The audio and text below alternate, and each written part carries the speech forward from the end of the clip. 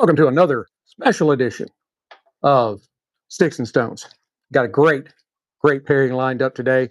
Kind of going along with what I said yesterday, where we're going to have kind of a series on Micallef.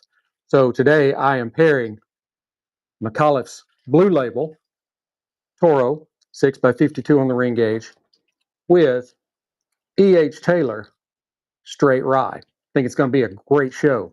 So hold on to your butts. All right, let's get it going here. I think this is going to be a really kind of a refined and kind of harmonious pairing. Sorry, I'm still trying to get my X up over here on my other phone.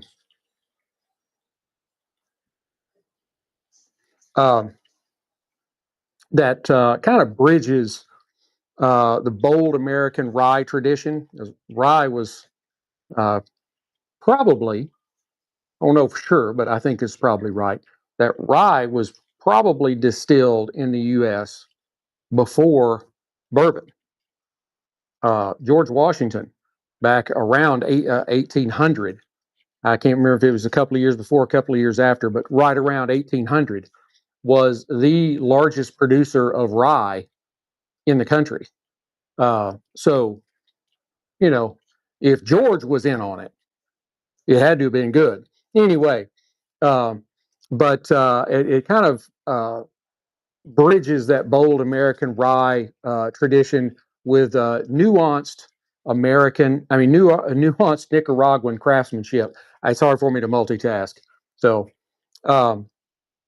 this combination is going to highlight rye's kind of spicy edge against this cigar's kind of creamy, earthy kind of body, and create I think, a really nice balanced experience, and will enhance each other's depths without one overriding or dominating the other. Again, hey, ideal for sitting on the patio, smoking a cigar, having a little sippy poo. I think that the rye's kind of fruit forward kind of sweetness and pepper will cut through the cigar's more like toasted oak and subtle spiciness, while the smoke will round out the spirit and herbal notes of the rye and give you something a little smoother and more layered. So that's what I'm hoping for. We're hoping for that. So let's go ahead and get on into it. Colonel E.H. Taylor Rye. Now, this is a bottled in bond. Yesterday's offering was bottled in bond. That was Evan Williams. And to be bottled in bond, this is a standout of the E.H. Taylor, one of the standouts of E.H. Taylor's line. I promise I'll get it all together here in a minute. Adhering to the strict 1897 standards of the Bottled in Bond Act. And that is produced at one distillery in one season, aged at least 4 years, and exactly 50% alcohol by volume or 100 proof. The mash bill, as with basically all Buffalo Trace's offerings, is undisclosed.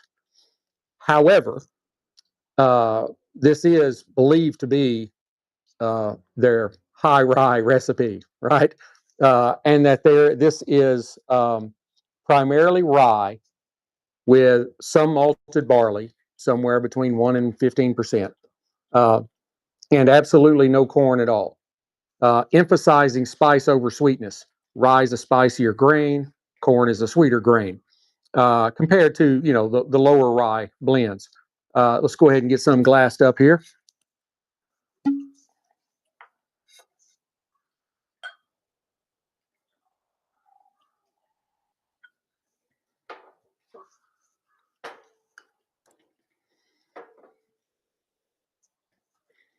In the glass, you can tell that it just pours in a beautiful, beautiful kind of medium amber color.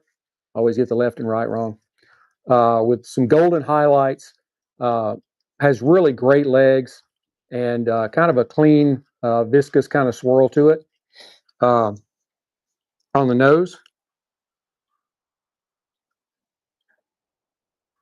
it does really have a nice, vibrant kind of fruit-forward aroma opening up.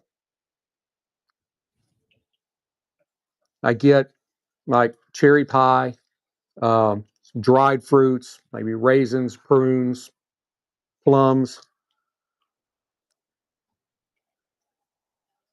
some baking spices mixed in there.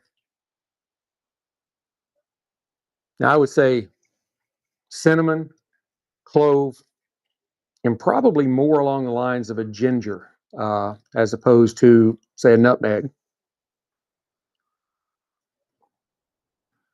And as you get on down into it, you pick up even more notes of toasted oak. There's some caramel. There's a hint of mint in it, a touch of lemon zest, maybe some fresh dill, um, and then just a subtle rye grain kind of sharpness, sweet yet spicy, and kind of a touch of evergreen freshness with the mint and the dill on the palate.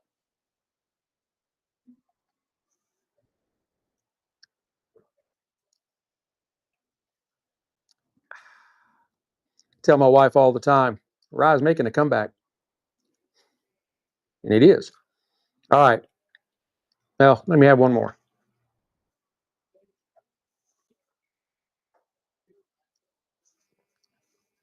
The palate is is creamy and has a little bit of an oily mouthfeel with manageable heat at 100 proof.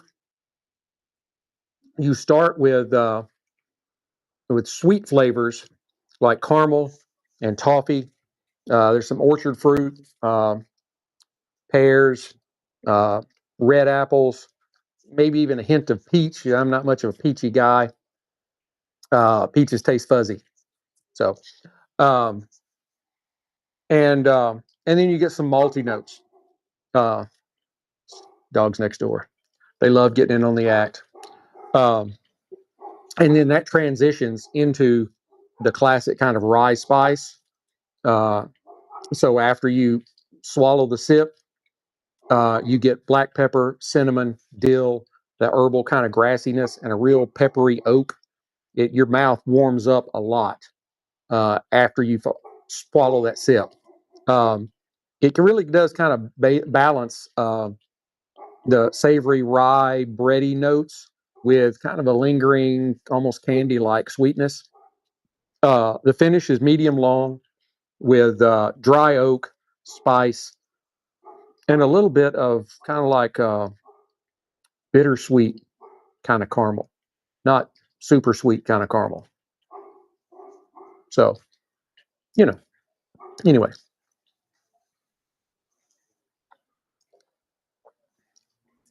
it's a really good spirit. It's a really good spirit. I've heard some people, talk bad about it, but not like really bad, um, but a little bit. I think it's a really good spirit. I'm not a huge rye guy, uh, but I've had rye and I've liked rye, but I would much prefer a good bourbon over rye. But I will definitely not turn it down if somebody offers it to me. Now, the Micallef Blue Label, Blue Label. This is a Toro 6x52 on the ring gauge. It is a medium-bodied offering from Micallef, rolled at the Fabrica de Micallef in Nicaragua. It delivers old world charm, but with a balanced complexity at an approachable price point. Um, I found the blue labels. I actually got this as a conglomeration of different offerings from Micallef, but I looked and you can find the blue label for $6 a stick. That's not bad at all. Not bad at all. Um, the filler on this cigar is a blend of Nicaraguan and Dominican Republic tobaccos. The binder is an Ecuadorian Habano, and the wrapper, it's one of my favorites, Mexican San Andres. Now, this is a Mexican San Andres Sumatra. Uh, it's a little bit lighter. Most San Andreses are fairly dark. I swear, it's hard to be professional. Uh, this is a Sumatra seed variant uh, that provides a little bit more, a slightly kind of toothy, medium brown appearance with minimal veining and the tight, smooth yet visible seams. You can see the seam right there, and minimal veining. Uh, and this one between my fingers, that is probably the most pronounced vein on the entire stick. This is a beautiful, beautiful wrapper.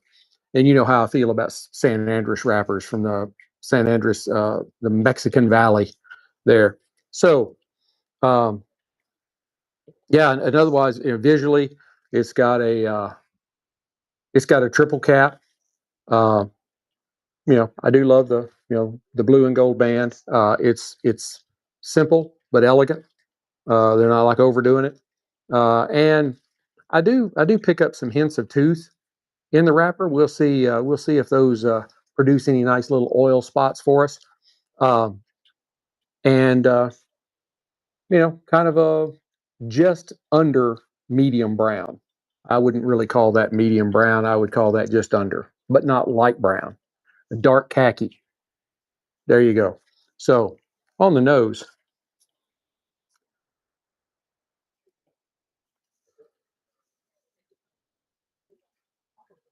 sorry, I'm watching ESPN. It's earthy and kind of mineral forward. Um, you get some good notes of dark earth, some cedar, a little bit of baking chocolate, almost like a bittersweet chocolate, some smoky cedar, cinnamon. It's got a little bit of saltiness to it, and just a subtle spiciness, very subtle. Let's go ahead and give it a clip.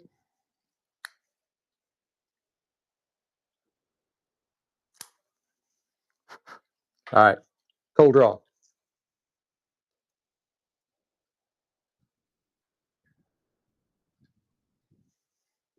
It's got a real smooth, easy draw, not overly easy, but just a little bit of resistance.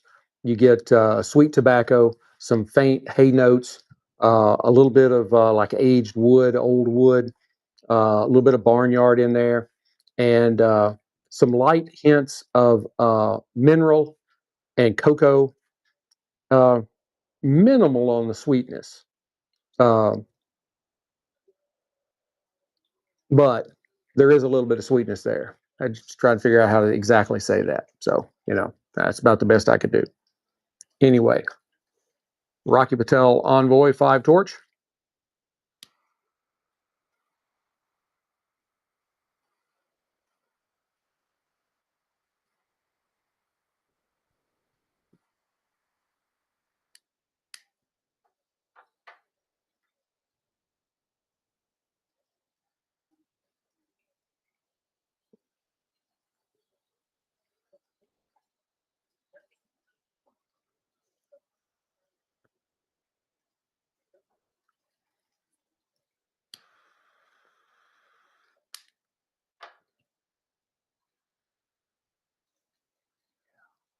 Yeah. Hmm.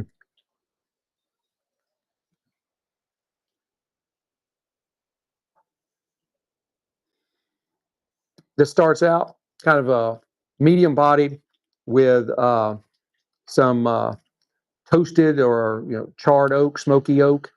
Uh, it's got some really nice earthy notes, kind of moss, kind of that musty, kind of gritty, uh, fresh earth smell. There's some cedar. There's some hints of leather,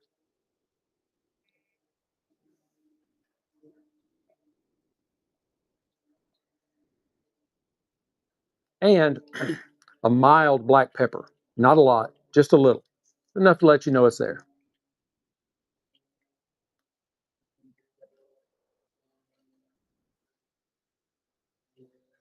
Now, I have noticed as I've drawn on it, I doubt it's loud enough to pick up on the microphone, but it could be. I've heard some popping sounds. Uh, I knew a guy in my high school class many years ago. He smoked clove cigarettes. And when he would draw, it would make this kind of popping sound.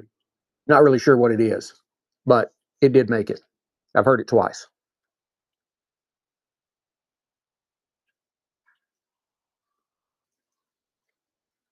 All right, let's try them together.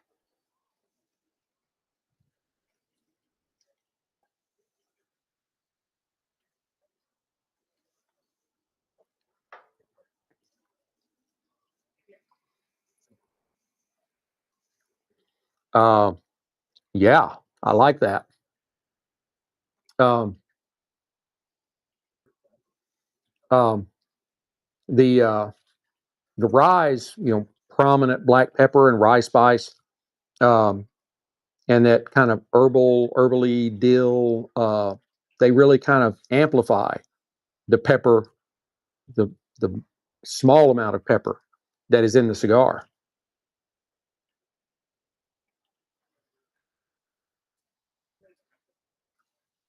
Try it again.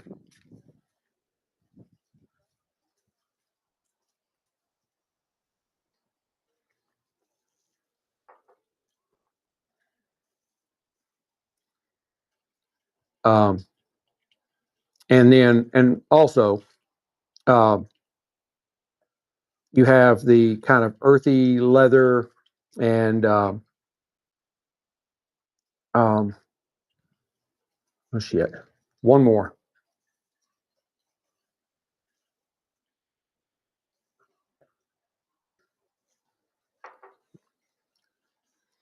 Yeah, and then you have the kind of earthy leather that creates a kind of an interplay with uh, uh, with the spirit that heightens the smoke spice without overwhelming its medium profile. Uh, Meanwhile, you have the rye's sweeter elements like the caramel and the dried fruits, the mint, maybe some subtle candy notes uh, that soften and enhance the cigar's creamy, nutty, kind of toasty oak layers. I'm getting there.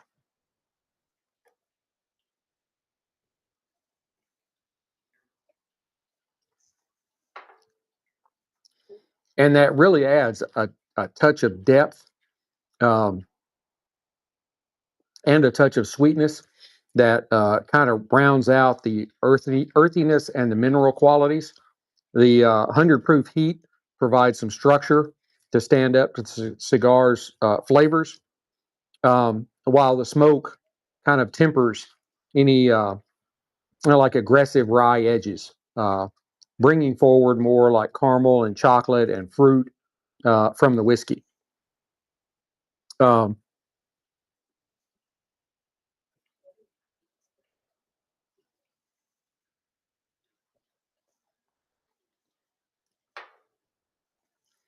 the sip sort of like cleanses the palate between the puffs.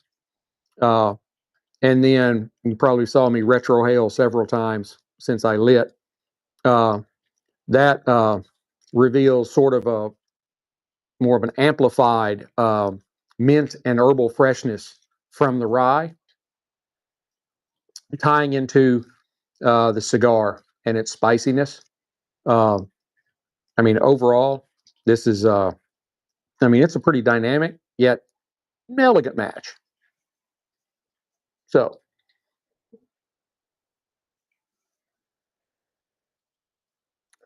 I don't know if you can see that right there. Yep. The the wrapper is split just a little bit. Could have been that sound I heard because as I said this was kind of a little bit of a toothy. It's got a little bit of tooth to it. Well, that's the oils that are in the leaf, and as the heat from the cherry gets to them, they start heating up. Uh, and that's every time you draw through a cigar, you're pulling that heat through the stick. And of course, the farther back it goes, the cooler it gets. But it can cause like the next half inch to inch behind the cherry to those oils to expand enough to pop the wrapper. That's one reason why uh, cigar aficionados are so caught up on uh, humidity and temperature. Temperature and humidity affect cigars. You should be somewhere between 68 and 72% humidity and degrees. Uh, I have two apps on my phone for my 650 count humidor in there, and there is two different hygrometers, so I can check both of them and make sure that they're fairly in line with one another. Now, humidity, if the cigar gets too dry, that can happen, or it can just peel all the way off.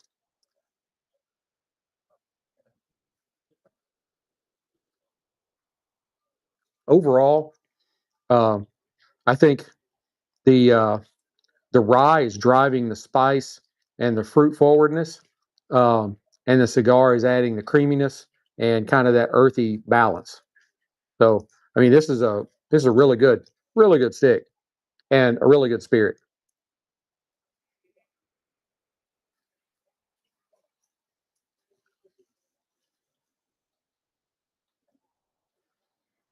It happens. So far, I'm not seeing it anywhere else, just that one spot.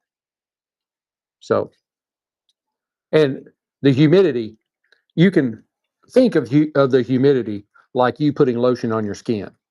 All right, the humidity keeps that wrapper a little bit more moist, just a little bit, but that gives it a little bit of flexibility so that as it starts heating up, that wrapper can expand without cracking. Now, I've only had these maybe a week. Probably should have let them sit a little longer in my humidor, but I was anxious.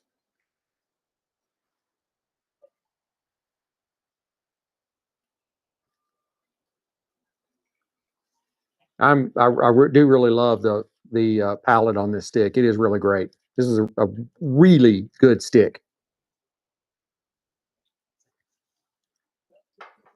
But I don't know if you can see it. There's another crack forming right there. All right. Well, it happens. I will have to have further testing. So that means I get to smoke more.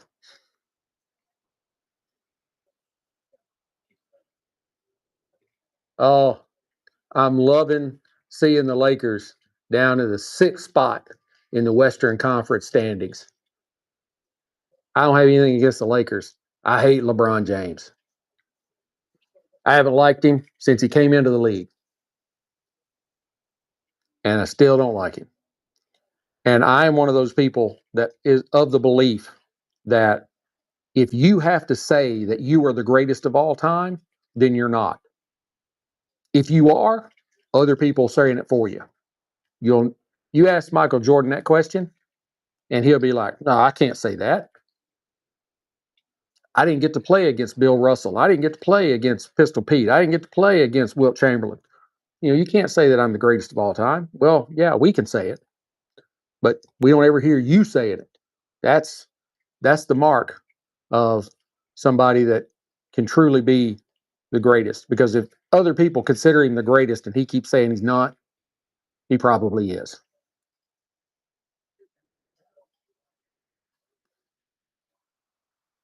And I am hoping upon hope that that jackass retires at the end of the year. And then that would probably be the end of Lil Bronny's career too. He'll end up in the G League.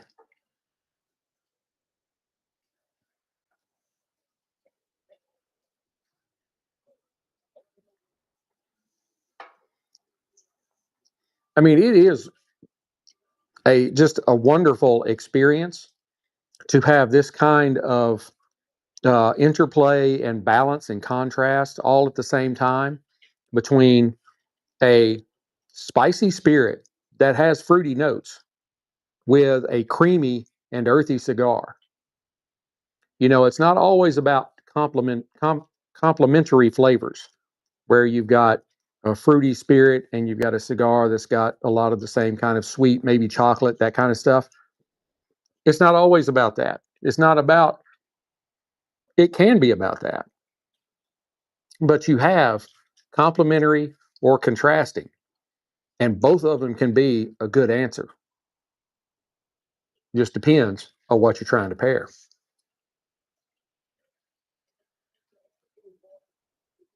I will say, aside from the little cracking that we had with the wrapper out there near the end, that is just some beautiful, beautiful stacks of just straight kind of light grayish ash.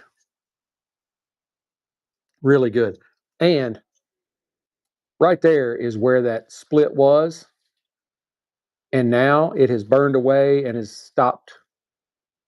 Right there's all that is left. Right there, you can see it. That's it. Could have just been a small deformation in that leaf.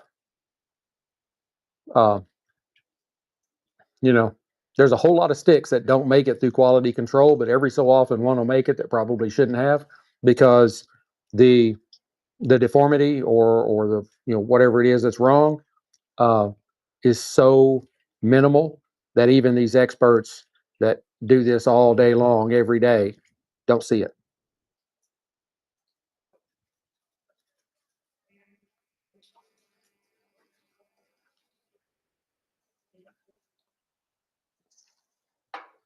Jay Morant going to leave Memphis, and Memphis is going to be back to sucking again. Not that they don't already, but here's my, you know, I lived in Memphis for 22 years roughly, and so I was there when the Grizzlies first showed up. I supported them the whole time I was in Memphis, and the one thing I always said is it's going to be extremely hard for the Grizzlies to ever put together a title run team, and even tougher to retain a title run team, because Memphis has nothing to offer.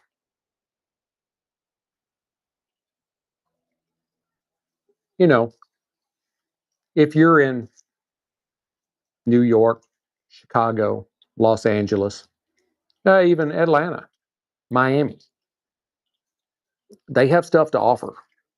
You know, stars can actually want to go there. Memphis, no. Memphis, I used to say Memphis was a great town to visit, but you didn't want to live there. It's getting to the point now you don't even want to visit. You just want to keep driving right on through. Don't stop.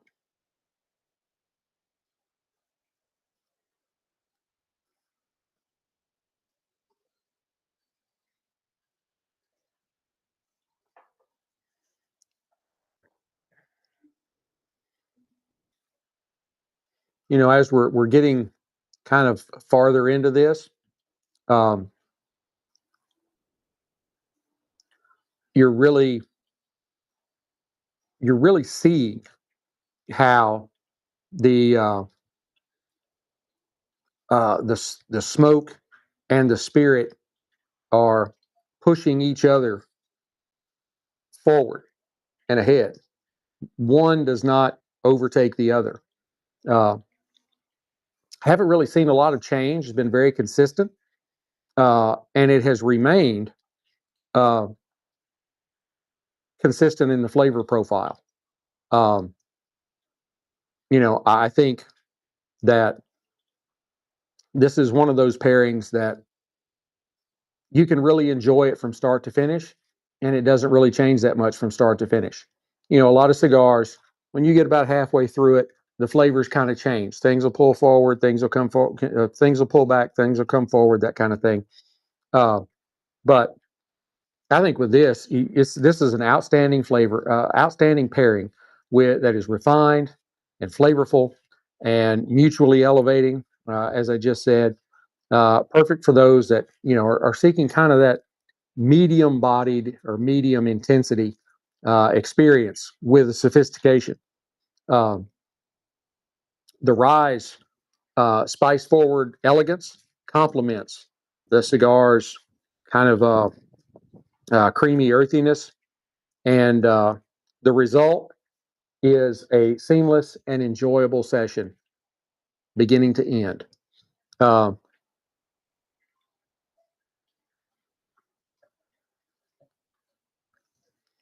I would rate this pairing um, somewhere around 8.7 out of 10. You know, this is, or maybe even 8.5. Okay, 8.5. Uh,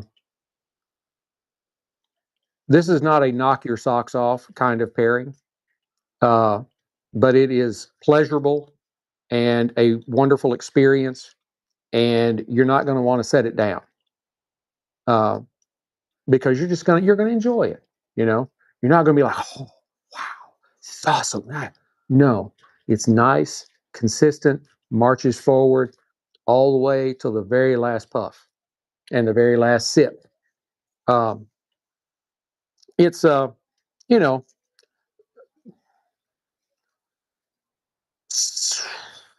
I have a hard time saying uh, near perfect, but close to that. Maybe not near, maybe just a little bit back from near. Synergy, with just some, kind of moderate room for some more sweetness, if that's your kind of thing. Uh, but it is exceptional um, for a cigar and rye aficionado. I think you really love it. I really do. And we're still holding strong. There's no real Peyronie's disease there. We don't have a bent carrot.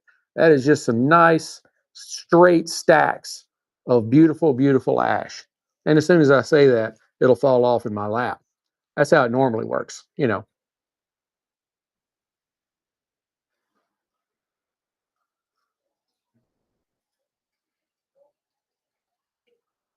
I hope you've enjoyed this pairing as much as I have enjoyed bringing it to you.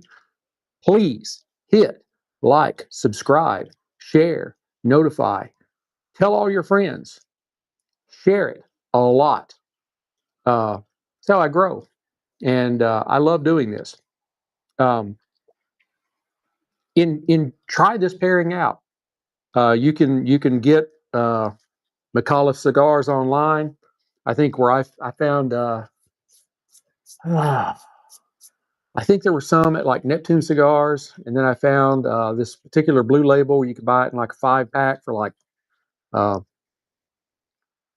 5 AZ is like $32 and $30, something like it's about $6 a stick for a 5 pack, and that was at like I don't know, Cigar Guys or something like that. I picked this one up at my local smoke shop that I go to all the time. Uh, but if you don't have it locally, you can always order it. So until we get to be together again, keep your sticks dry, stones cold. Have a great day.